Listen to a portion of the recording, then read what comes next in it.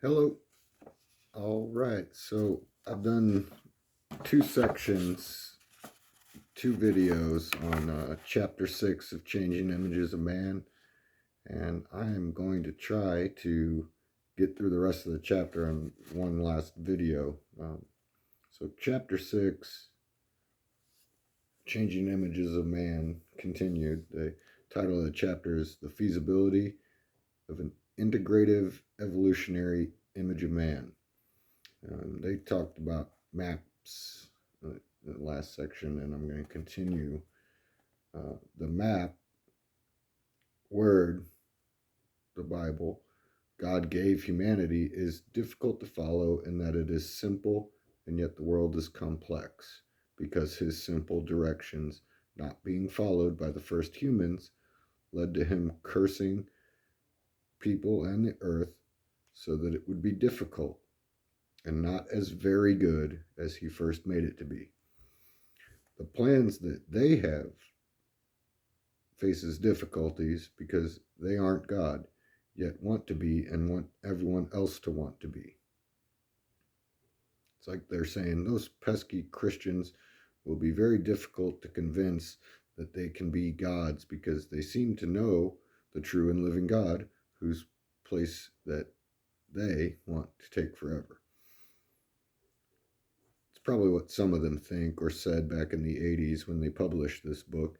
They didn't put that in the book, but it is not difficult to see they don't want their lives to be difficult in the sense of having to do hard labor, but would think they are doing good if they can rephrase the serpent's lies to Eve into hundreds of pages of books that a lot of are just thoughts of men and women who think like them, and people over the history of people have been deceived deceivers and live luxuriously off the work of other people that they think of as not evolved, enlightened, or worthy of everything they feel entitled to. They actually do say, quote, the higher forms of consciousness may be similar to the psychic abilities of lower forms of life. For example, household pets, dolphins, plants. End quote. Really? Really? And they won't say they want people to get to these higher forms in order to have people be to them like pets or plants. This makes the propaganda pushing universal basic income make more sense. It does cost less to have house pets than to raise children. It does make sense why kids aren't having to read much in the state schools. If the state and those wanting to be in charge of the state want people to think of the state as a parent, yet they'd rather not be parents, but more like a pet parent. They'd rather have people depend on them while they're undependable than to nurture, help to grow, and teach children, because that is a difficulty and it costs the state more. It actually would cost the state its life if people, the state's children, were raised by the state to trust and know God and trained to be capable of governing themselves into good lives, because then those could and would, metaphorically, move out of the parent's house, the state. And since that state isn't human or an actual house, it would cease to exist if people weren't living under its control. But actually, they want a worldwide state and won't actually help people, just say they plan to, while actually just helping themselves to keep power, money, resources, land, and as a bonus, thanks and praise from people they've deluded into thinking they have been helpful, like the Oscars, Grammys, Pulitzers, Nobel Prizes, medals, all kinds of awards for their efforts that pretty much the only effort they're making is to deceive people, calling it education or leading people by demanding that they be followed when their plan is really going nowhere. Cheap goods for appearance of wealth. So many people can be entertained and perceive themselves rich and educated while physical needs, meeting resources, get wasted, hoarded by liars, and truth and real knowledge get buried by overloading people's minds with junk information, calling itself wisdom. This isn't new, the New World Order. It is just closer to being feasible for the few powerful elitists because technology and spiritual falsehoods have gone worldwide and exponentially grown in their effect on people since this book was published. They say their reshaped Babylon will be new, but it's old, and they say it must be put into a commanding position in the society, but they say it probably cannot be engineered or manipulated into such a position. Oh, I just think they weren't willing to get backlash at the time by admitting the only way they can force the evolution of man was going to have to be by engineering tech and manipulating entertainment, press, governments, people, education, media, all subtly like the serpent. They go on to say, essentially, we shall 1. Review the process through which both cultures and persons appear to evolve in response to crisis. 2. Draw inferences as to how transformational discovery and the emergence of a new image of man can appropriately or inappropriately be fostered. And 3. Consider various indications that personal and institutional transformation and the emergence of moral paradigms are feasible without being caused to happen, end quote. So they don't want to be perceived as causing crises to have happened. So apparently they waited until 2019 to cause COVID-19. They are patient to the extent a burglar is patient to wait for a security guard to fall asleep, but not patient enough to put up with humans not evolving into perfect beings when they can take the world without most of us being useful to them, once they have us build them enough stuff and robots to continue building them stuff after they get the population of Earth down to whatever number they think they get to decide is low enough to make the Earth safe for them to live forever on. Or their space travel and other planet mansions they probably fantasize about. They want, quote, behavior directed to changing behavior, end quote. Played out a few years ago in Eat Bugs, Be Vegan, Criminals Aren't Guilty, Society Is. If I didn't know better, I'd be desiring to change my behavior to be more like Ted Kaczynski's. His thoughts on technocracy and intellectuals weren't wrong, but mailing bombs to kill people was. Because to me, being appropriate and good actually matters. These guys, and Rahm Emanuel, and Obama, and Cheney, and both Bushes, and Clintons, and Gore, and sadly even Trump, but more so Biden, all caused crises and used them to push this global takeover plan. Many more before them too. Rockefeller, Woodrow Wilson, FDR. There's a section called Cultural Transformations, and it starts off with this, quote, intercultural invasion, e.g. by a new technology, if the perceived crisis is great, not too great, cultural transformation is likely to occur rapidly, end quote.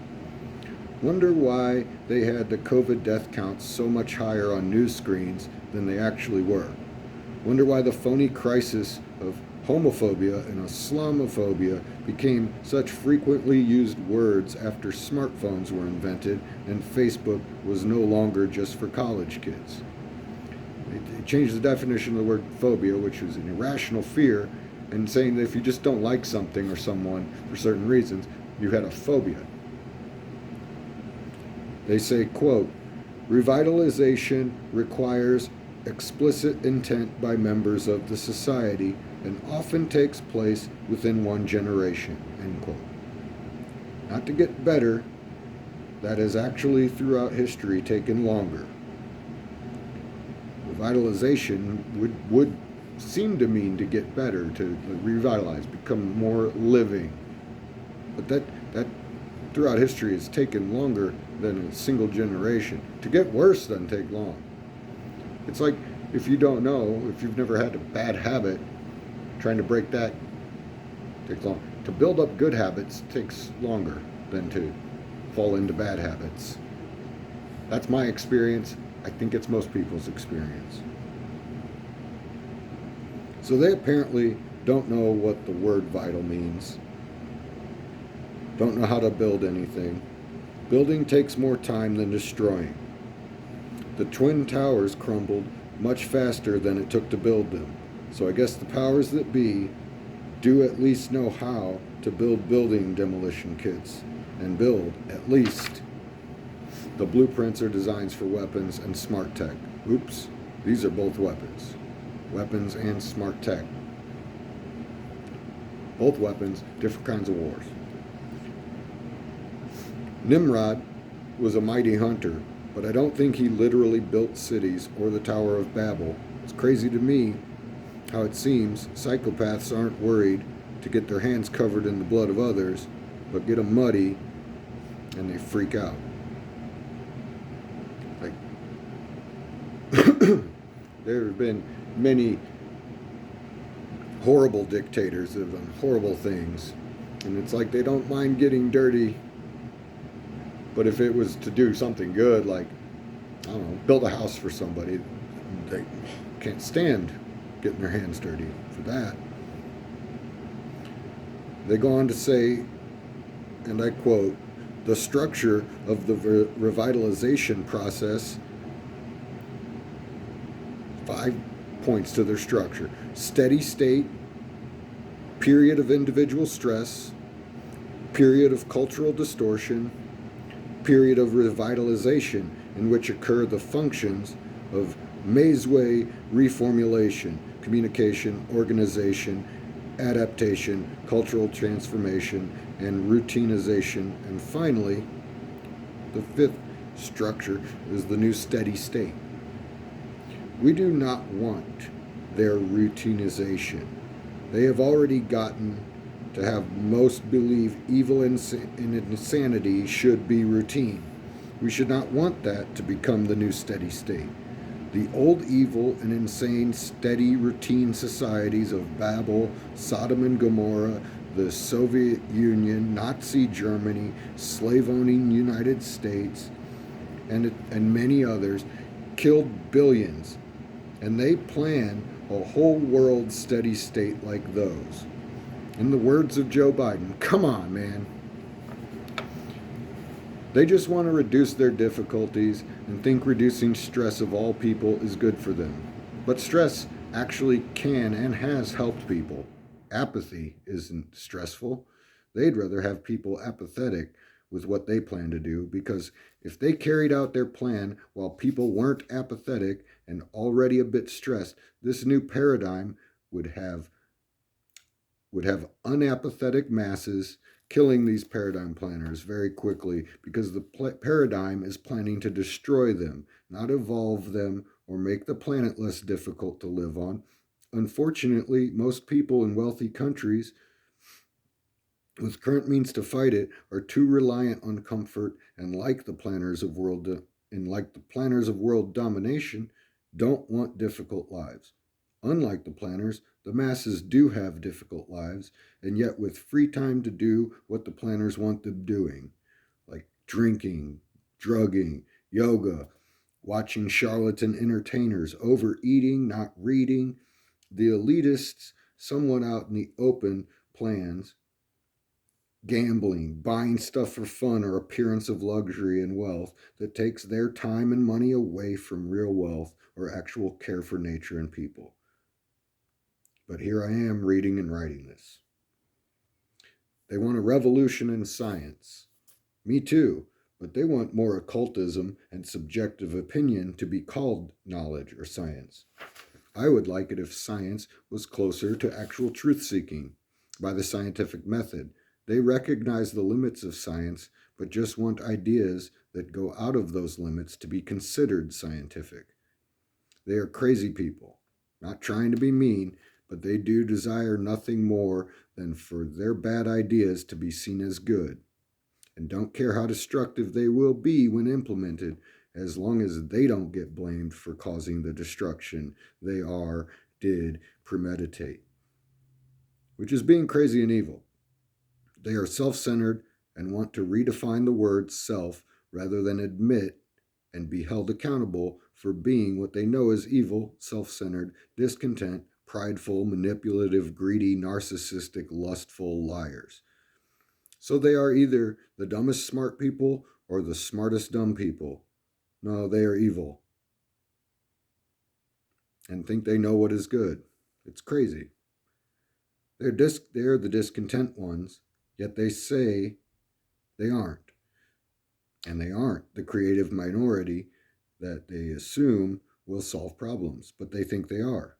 They've made things that weren't problems for most people for most times into being seen as problems. And they've created problems they can't creatively solve because they want those problems they've created because they gave them to people. They pretended to be, or maybe thinking they were, selflessly serving others. It's like they're saying, "Here, I made this problem for you. Aren't I so charitable to give it to you? I am also so humble to admit I can't solve it for you, but you can." Meanwhile, also saying, "I'm not seeing you being discontent enough with life. Why don't you see simple but difficult life as a problem like I do? I must enlighten you and educate you on why you should be completely dissatisfied by the world and people not being perfect, so that you aren't being so useless and not working with me to perfect it until I'm satisfied and you aren't, but used up and obsolete. Then you can die and I can symbiotically live forever inside the tech I kind of thought up, but had to have men and women, even children, mine the materials and work to build and farm the land to feed me while I work with monopolies and governments to steal from you, less evolved workers, because I don't know how and don't want to learn labor or any needed work because it is difficult." That's what I think they'd say if they were really honest. The next section goes on: conceptual revolutions in science. Here's how we can know that what is called science has been bought and controlled by tyrants. Their new paradigms will denote, quote, "the accepted practice and point of view with which the student prepared for membership in the scientific community will determine the rules that govern the formulations of new problems," end quote. And how can they know, and how can we know that they don't care about us or real problems we have? They want to force, quote, "a shared commitment to certain beliefs," end quote, because their paradigm can't exist without it. Like getting the majority to be accepting of gay marriage, or accepting that saying all lives matter 8 years ago was somehow racist.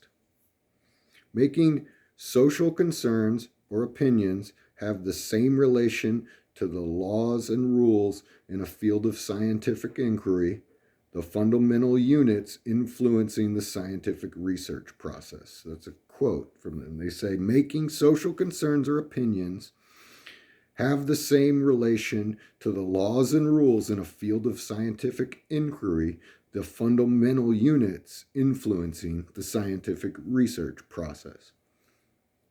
End quote. In extremity, they could practically be saying, if we get everybody to believe sunlight is bad for them, or at least prefer darkness over it, then we can research and design and carry out the blotting out of the sun, appropriately or inappropriately. Doesn't matter, as long as we all agree and get it done, we'll progress. They go on to say, we see the recurring emergence of crisis. They said that. It's kind of like in the fourth turning. They have these 4 stages, paradigm research, normal science, crisis, revolution. So their end goal is revolution.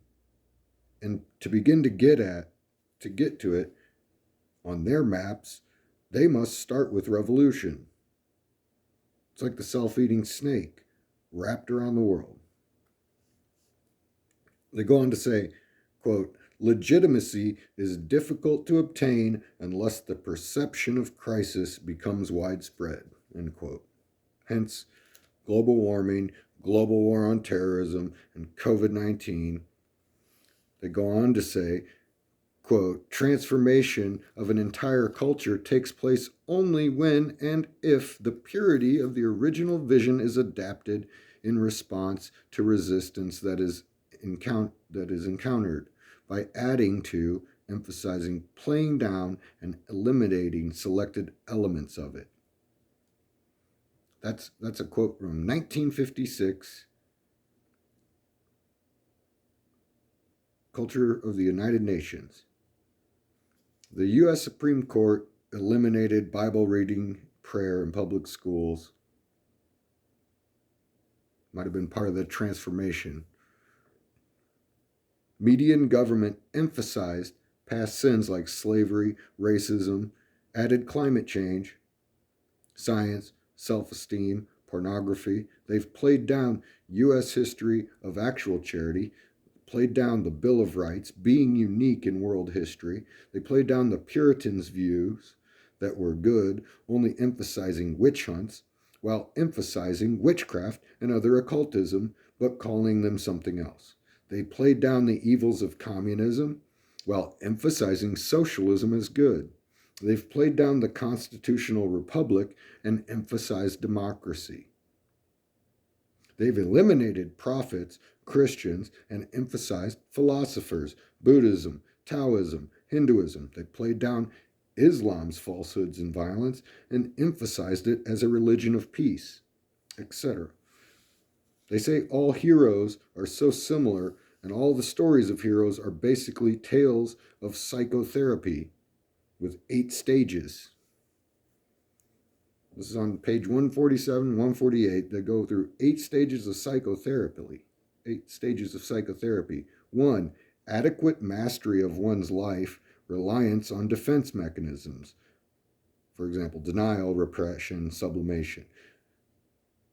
2nd stage, inadequate mastery of one's life, anxiety and disintegration. 3rd stage, looking for causes, blame and guilt. 4th stage, finding causes, acceptance and responsibility. 5th stage, looking for new solutions, openness to seeing things anew, both in the inner and outer world. 6th stage, finding new solutions, insights that reformulate one's existential conceptions and reintegrate the personality. 7th stage, applying new solutions, learning new modes of behavior that test and apply the new perspective with increased mastery of one's life.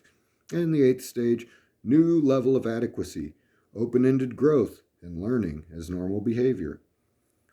Wow, people could be helped by this therapy, so-called hero's journey. I think it would be best to follow the actual hero, Jesus Christ. He had a perfect mastery of life. He knew all the causes, knows them all, and is the solution. He sees everyone and can and has made people new. He's a perfect teacher of everything people need to know because he knows everything and everyone and desires us to know him. But they go on to say, and I quote, confronting the truly unknown as well as the sure knowledge, the need to know, and the fear of knowing. I would just hope that people that have wrote this, published it, if they're still alive, they'd read Acts 17, talking about where Paul preaches about the unknown God being now known because he had come to earth in Jesus Christ.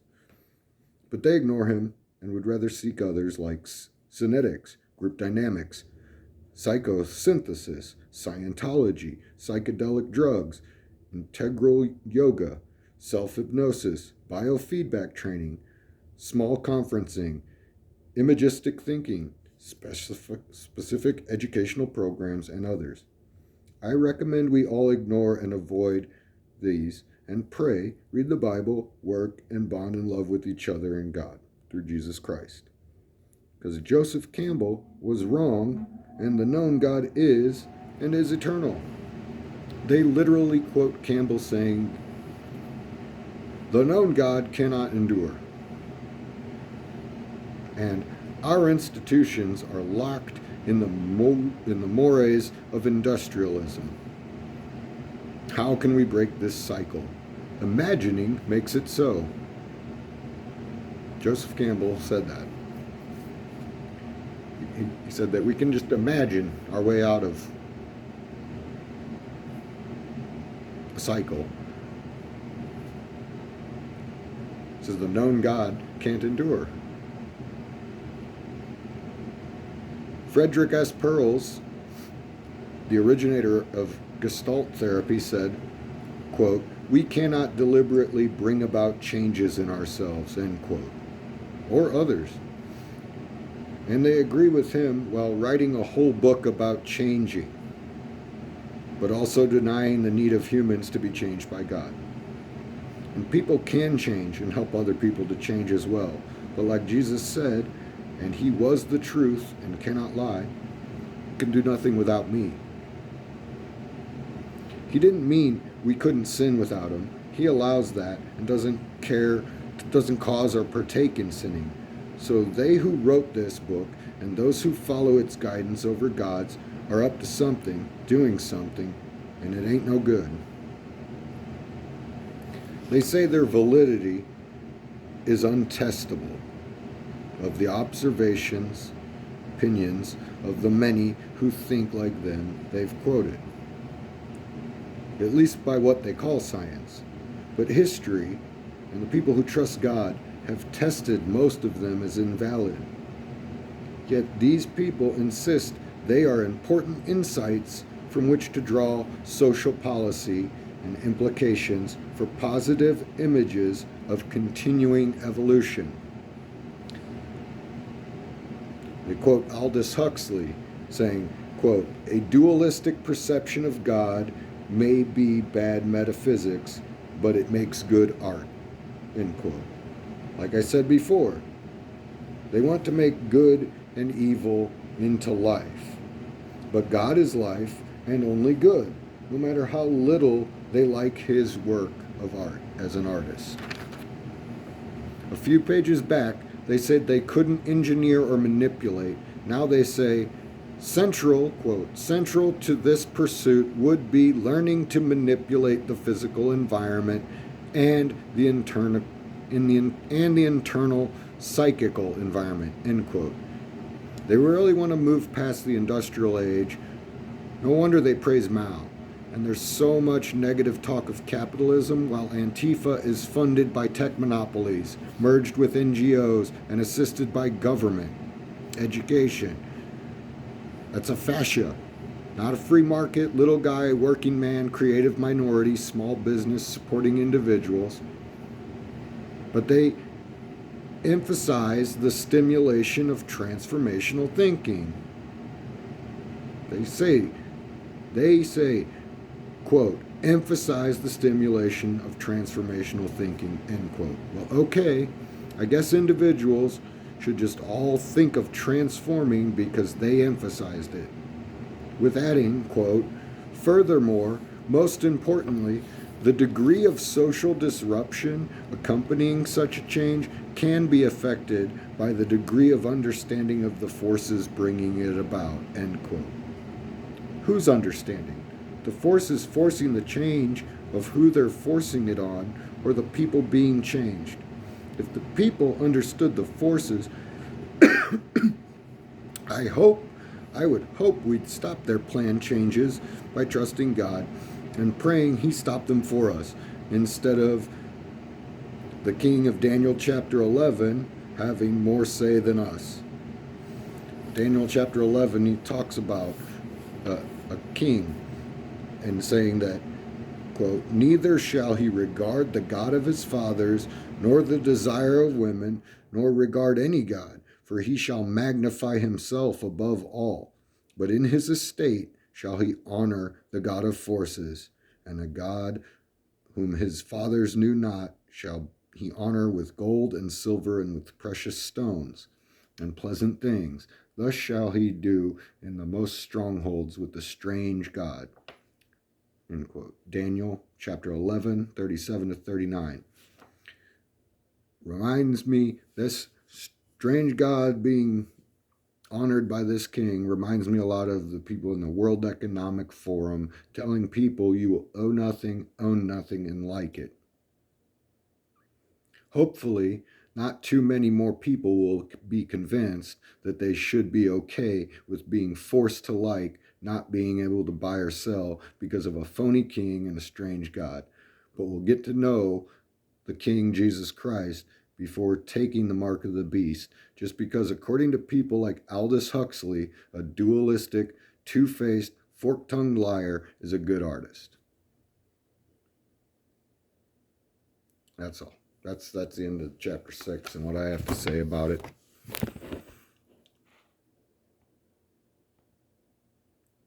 Lord have mercy on us, and thanks to anyone watching this, and I hope it helps. That was a long-winded, very speedily ranted out rant.